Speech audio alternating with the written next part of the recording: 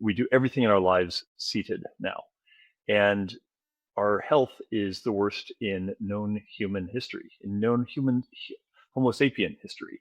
It's as bad as it's ever been, and it's only going to get worse unless corrected.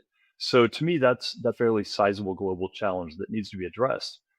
And our platform sets out to nibble at it, maybe knock it out of the park. We'll see.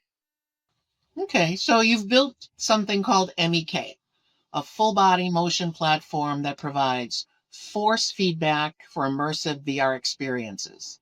You can feel things, hit them, pull them, engage your hands, feet, arms, legs, and you're developing games and fitness programs ranging from light entertainment to full on sports. So tell us about the vision here and what problems are you solving now with Ethereal Matter? Yeah. So the challenge is that we have 100,000 gyms in the country. We have plenty of gyms, but they attract only the kind of person who is attracted to the gym. It sounds like a silly thing to say, but what it means is that a lot of the world, a lot of the US certainly is being left out because the gym is just unappealing. They get plenty of satisfaction playing video games on the sofa, or it's just too boring and monotonous to simply do reps on weights. It's something we all should be doing. It helps circulation and bone density and muscle mass and all the things that we really need moving forward with our lives as we age, especially. But it's really boring to do that repetitively. And so as a result, if you solve for boredom, you solve for public health. It's as simple as that. It's So brilliant. it seems like a simple enough thing, but that is our challenge is we have to solve for boredom here. And the way we do that is the same way every other animal does it. You know, baby panthers solve for boredom by wrestling with each other, and they find that exhilarating, and so they do it. What they're really doing is training themselves and building their musculature and their reflexes, all the things they need to grow into an adult. We did the same as kids. I climbed trees and rode my bike and played in the mud. And that was really necessary training for becoming a physical adult.